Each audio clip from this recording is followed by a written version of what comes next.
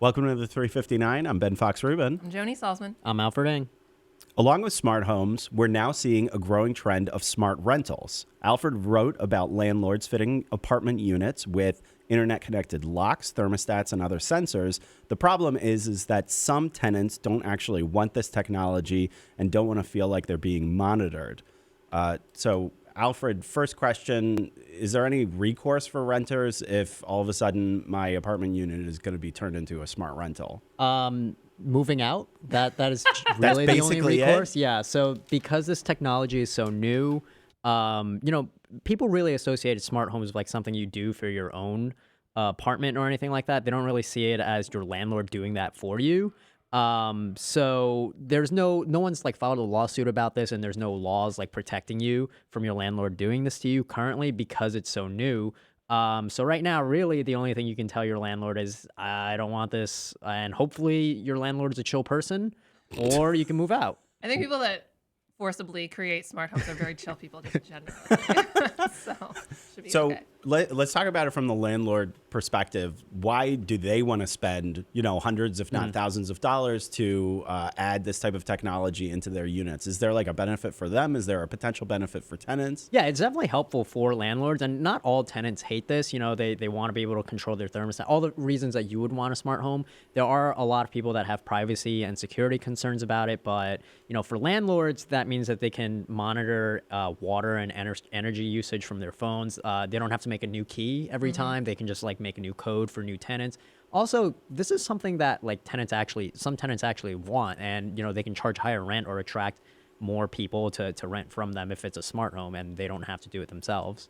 So to me, this is an interesting aspect of smart cities. Smart cities is this big concept that started many years ago.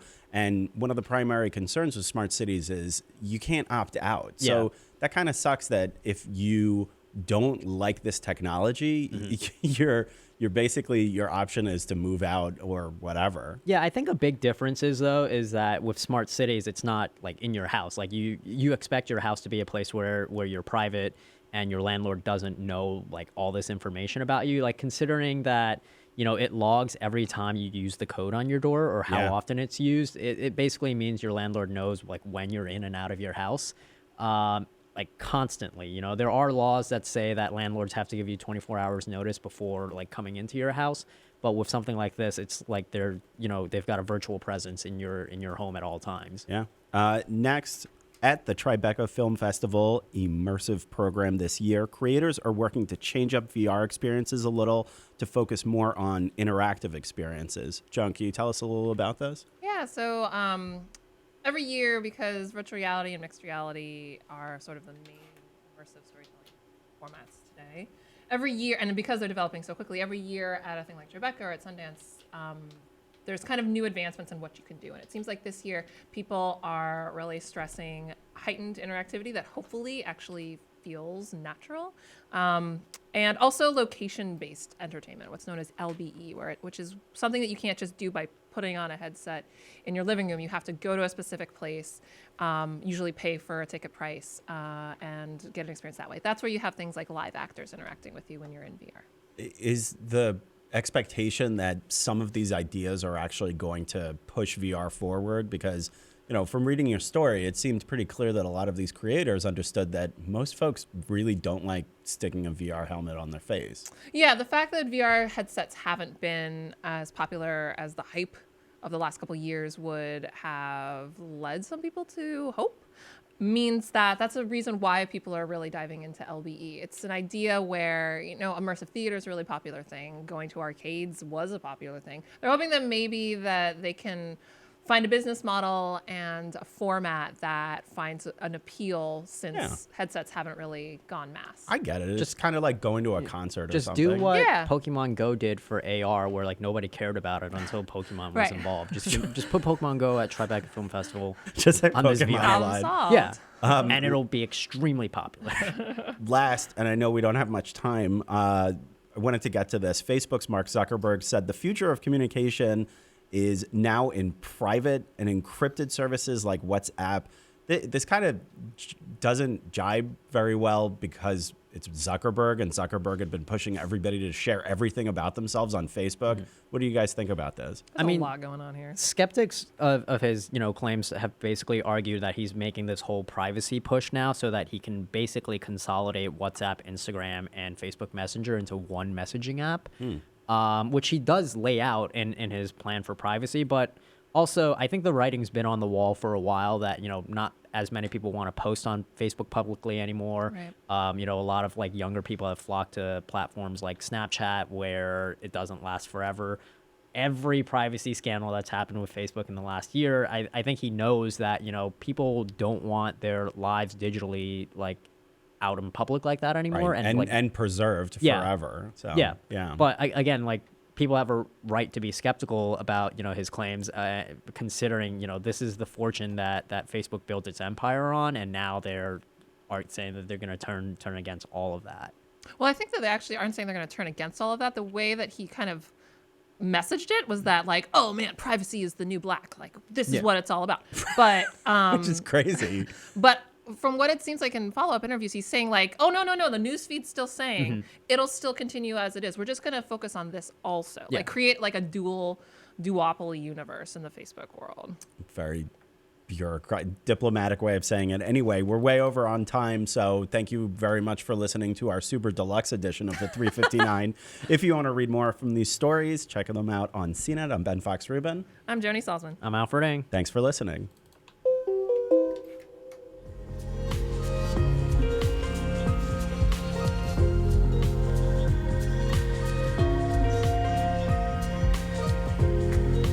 Super deluxe. That sounds like a sales pitch to me.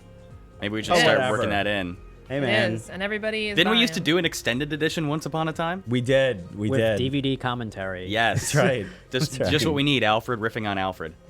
All right, go ahead, folks. Send in your questions and comments about the topics at hand today. Definitely let us know where you think the limit is for smart home invasion. That sounds like such a fear-mongering word, but if your landlord was to start as a renter, I'm a renter, if they were to start implementing these features as standard in your home, where would the cutoff point for you be? Would it be right at the bare bottom, like don't you dare? Or would you maybe find a place where the smart lock thing is a good idea, but don't put a camera anywhere and that kind of thing? That's what user Mike Shaw is saying, no inside camera. For me, I have a really good personal relationship. Inside camera? That sounds super invasive. Well, obviously.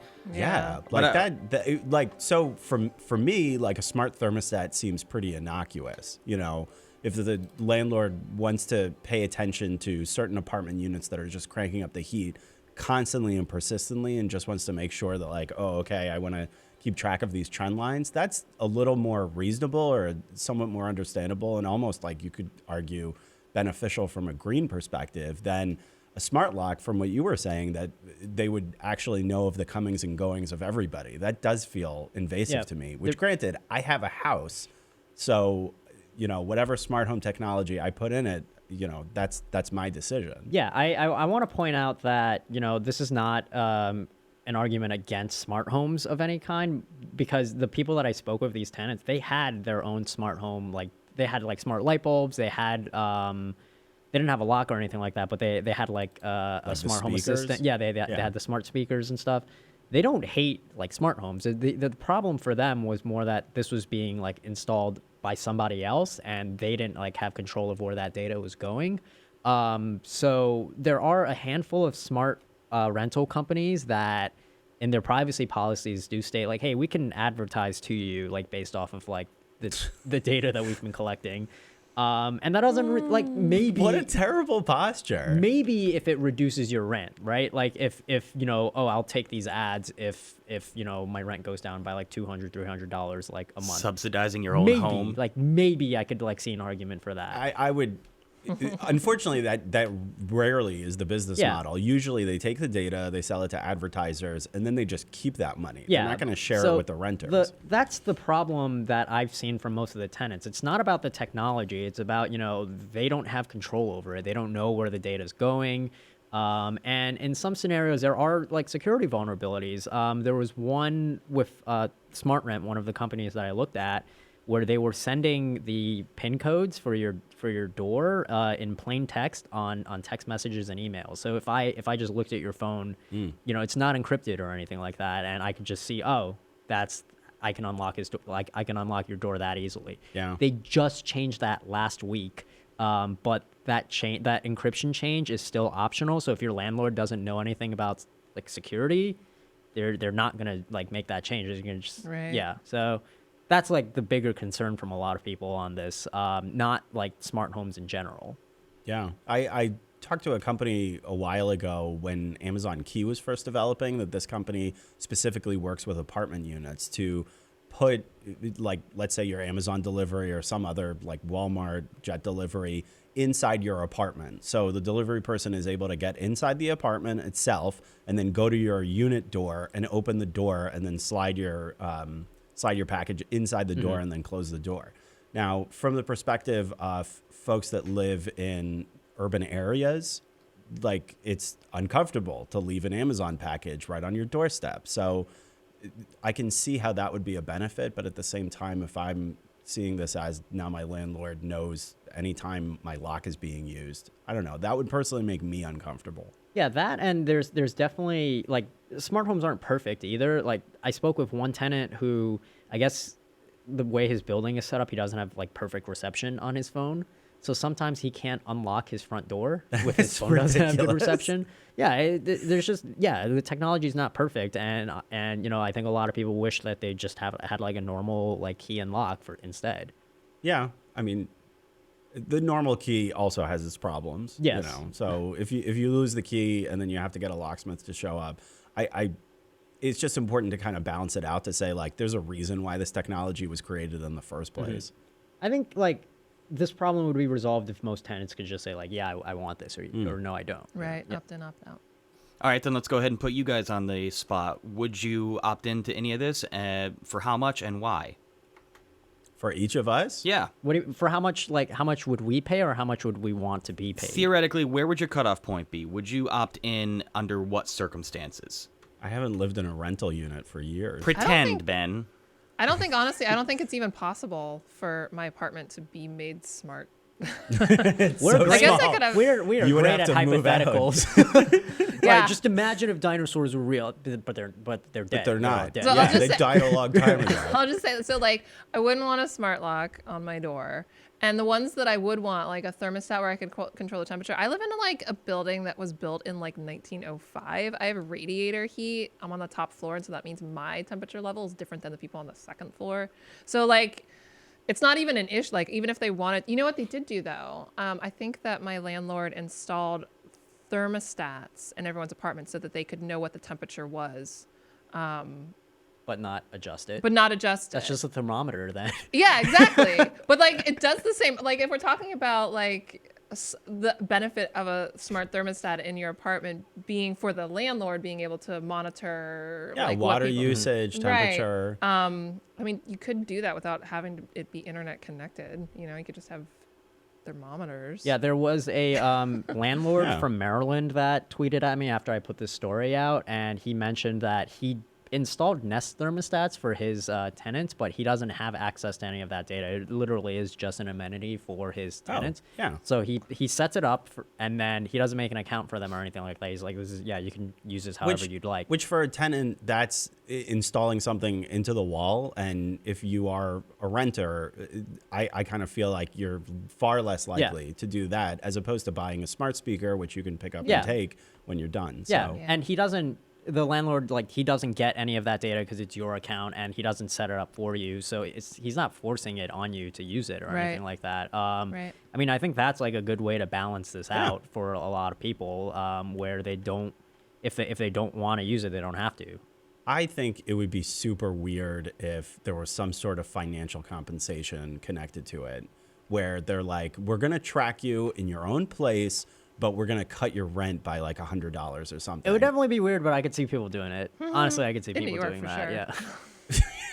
Yeah. Guess you're There's a right. coffee shop near Brown University. I don't know if they still do this, but like if you hand them like your date of birth and like your full name, like you get like a free coffee for that or something like that. It's like What are they doing with that I information? don't know, but Worth it. it is worth it for one coffee. Yeah, but that's definitely been something people have been considering, like using data to subsidize. Like, I mean, like Facebook does that all the time.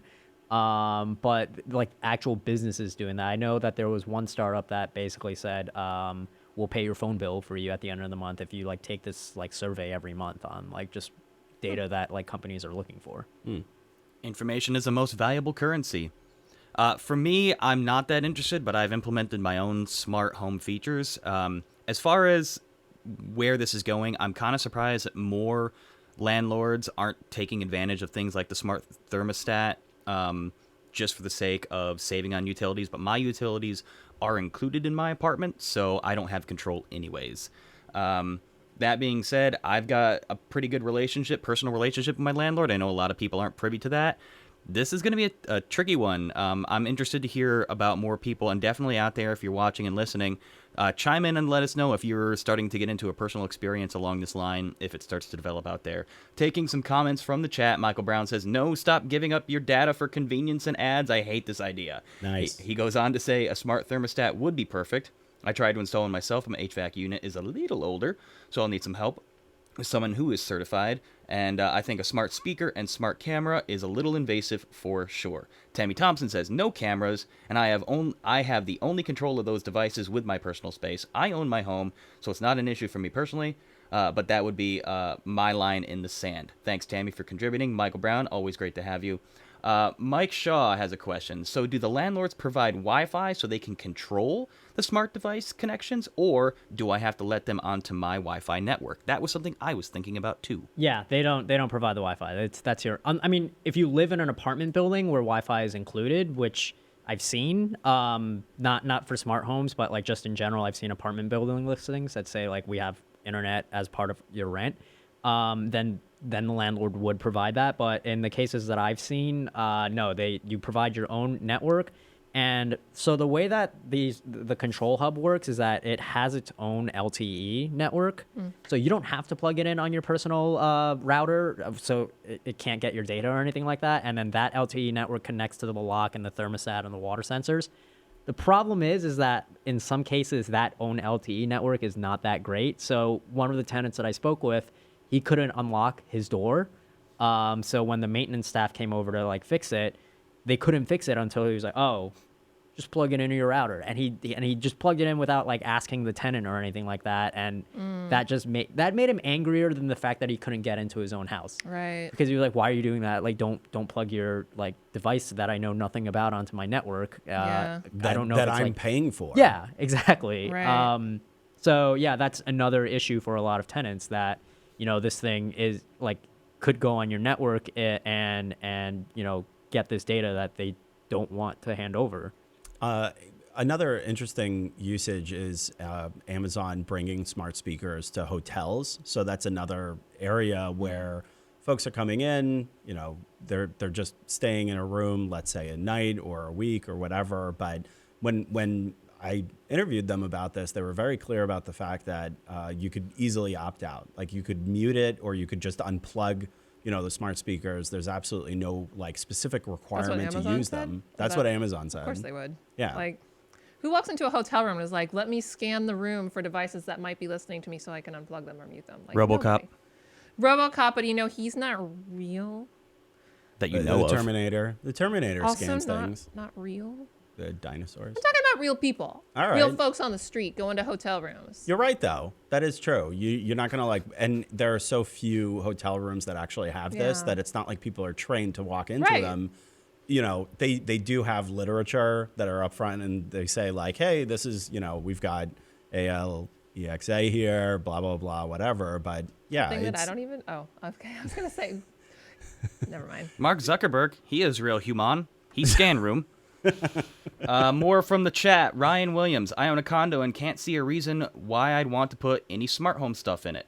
It just seems like a waste of money. What benefit would I really get from this? Wait. I think He owns the place? Yes, I think that's the point though, that like everyone who's saying that like, oh, I don't need like the smart home stuff in my house. That's your house. Yeah. Imagine if all of a sudden like somebody just comes like, hey, we're installing this in here anyway. If you don't like it, you can move out. Yeah, Like just that's the thing. leave. Like this is in thousands of apartments across the country, and a lot of them don't have a say in it. And I'm sure all of them have like the same opinions that you have of, I don't want like this like smart thermostat or anything like that, but it's there now, and I don't have any control over this. I can't wait for the time where there are going to be rental listings that are going to say non-smart home rental. Rustic. Rustic. I've No got- data scraping. I've got the queen of rustic, cozy apartments Yeah. in my place. With like a built-in gym. It's a 6'4" walk up. There you go. Ooh, Yeah. built-in gym. Nice. Oh yeah. Here's a good one from Priority 1. My old home, this is, it says, my old home, we had Cat 5 all over. All my smart things were wired except for the Echo. I own my home now, and that was all the built-in stuff that was there before, all wireless now. I don't want them viewing me. How can I find out if somebody actually is? What do you mean view? Like, do you have a smart camera? Saying that they lived in a home where it was really well wired up with smart things, is there any way that they can find out as a tenant if their landlord, super whatever, was in fact collecting data? I mean, you should find out what smart rental company your landlord is using. Most of the times it's not the landlord doing it on their own. They usually link up with some startup that like provides this service for them, and either reach out to them or start looking at the privacy policy on theirs. That's basically the non-technical version. If you really want to like figure it out, you could use programs like Wireshark to analyze like traffic going through your router. That's assuming the smart devices are connected to your router, and seeing like where this data is being sent to. Say, what happens when you change the password to your Wi-Fi and all the devices fall off? I've changed the password to my. You just reconnect them again. Oh, okay. Shouldn't be too hard. I say that's a way to lock them out. I say my landlord would be pretty disappointed if he collected data on me. Like, he really likes Pringles. This guy just eats all day. What the hell? Do we think that if this starts to really kind of come to fruition, and this is, just theorizing down the line, at what point will we see things like increased legislation to regulate and monitor these smart home practices, and where does that start? Net neutrality. Yeah, so, like, honestly, not soon. There still is no, like, Facebook's been around like what 15 years now Yeah. or something, and there's still no data privacy law like across the U.S. I mean, like California has theirs, Vermont has theirs, but there's no federal privacy bill, and they've been talking about this for like the last like 5 years or so. So laws move slow. I think that's like a big problem. I mean, I think you'll probably see like people suing over this sooner, and being able to provide people protection that way, or in your state, some like legislator like passing a bill there. But as far as like a Yeah. federal law goes, that's going to be a really long time. The pressure might increase on something like this because I would expect the trend line to just continue to increase of having more smart rental units as opposed to less. So at some point, if there's not going to be some sort of legislative solution, I would expect people would start talking about this a lot more. But I imagine what would happen is that it would happen in municipalities and localities before it happens on a national level by years. Just because, I mean, if you look up, like in New York, this is going to be something. In New York, San Francisco, LA, places where there's a high concentration of rentals, it's going to be an issue that constituencies have to deal with more so than Montana. And our Congress, at least on the Senate, it weights itself to more rural representation just by the nature of how it works. So it'll I think localities. I mean, if there's a federal privacy bill in general, I expect that it would like apply to something like this, though, where like I'm depending on what let's say GDPR applied to this, then that would mean that along with signing your lease, you'd also sign like, I'm aware of the privacy policy of my new apartment. Like that's generally like and then you can request the data that they have on you, things like that. But that sounds like a bare minimum. It's too GDPR. bad that doesn't even exist. Yeah, but like you still wouldn't have the option of opting out. You would just be able to you do just get the general information. Yeah. There's always the opt-out moving. But like that speaks to a lot of the reasons why these privacy, like opt-in, opt-out, giving consent, not giving consent, why that's kind of bunk when you're talking about things that you really don't have a choice. Like you can choose not to use Facebook, you can choose not to use Google. But really, do you have a choice to not use Google and be? You do. It just makes Yeah. your life really, really, really hard. I There's- mean, we there's use we use Google as our work email. Like, I opt out of reading every day. Like that's just like you can say, oh, well, you don't have to Right. read. Like Right. it's like, right. but yeah, I think that's That makes the signing other thing too. privacy Like I can policies really quit hard. Instagram pretty quickly. You know, I opting out of it. I don't want Instagram to have my data. It's deleting my account. Right. That doesn't mean I'm gonna be homeless for the night. You know, Exactly, like right. opting out of a smart home scenario like that, like right now, literally means moving. Which I don't Which is know how pretty often you stark. move. That's a pretty big thing to do. It's expensive. It's a pain in the butt. It means you have to literally reorganize your entire life. Yeah. That being said, going forward, this show will be conducted in the woods out back. If you want to see the show, you can come and sit in As the if we care about our privacy. in the drum circle, and if you're long being distance, watch for the live-streamed. smoke signals. Mark These Dibble actually brought imaginary woods where there are drum circles. Where is this? BT? What It's sense just would Central that Park. make? We're being live streamed on YouTube for anybody to watch. Like, I don't think that we're, good. It would be funny if we did it in the woods. I guess we could try. Yeah, 359 live in Central Park. Right. Okay, so before we run out of time, actually we are pretty much out of time. Mark Dibble just brought up something really good up front. Why not have that included in like a disclosed signing when you sign the lease? Should landlords be required to do something like that? I mean, that's or on the alternative, have a clause that expires that data after a certain point. that's the argument currently that for if you're moving into a place that has these like smart home stuff, like you're gonna know like hopefully you'll know when you like take a tour around the house and things like that. Or you see the amenities list. Yeah, and then at a you can minimum. choose to not like that's different than opting out. That's choosing to opt in. Like, do I want this place with all these like smart home devices? This is happening to tenants that are living there already. So it wasn't something that was in their lease to begin with. I mean, I guess they can release or something like that, but it was not in their lease to begin with, and it's being changed while they're still living there. The second question, what was the second question? Because I remember having an answer for that. Expiring the data. So SmartRent, they actually have all their data expire within 30 days. It's not the same for every other like company though. So that's the thing. Like, even though if one company has like good policies about data retention, this is a new space and there are a lot of startups like trying to get into this and they don't all have the same rules. But SmartRent is also the company that in their privacy policy talks about being able to package your data for advertising. No, they don't. Yeah, SmartRent doesn't. But Oh. I think three other companies do. All I want is for my landlord to accept e-payment rather than having to write a stinking check every single month. Yes, Yeah, I'm a millennial. Just Deal with Venmo. it. That's smart rentals that I You could can actually get do that behind. with some of the newer services. Not SmartRent, but other ones you can just use like the app to control like your lights and stuff to also pay rent. Mm-hmm. So like I said, it does have some benefits that people would want, but I think that's something that like people should be able to pick. A lot of people are going to have different cutoff points. In the meantime, my landlord's going to be extremely disappointed after he installs that smart washing machine that I haven't used in 2 months.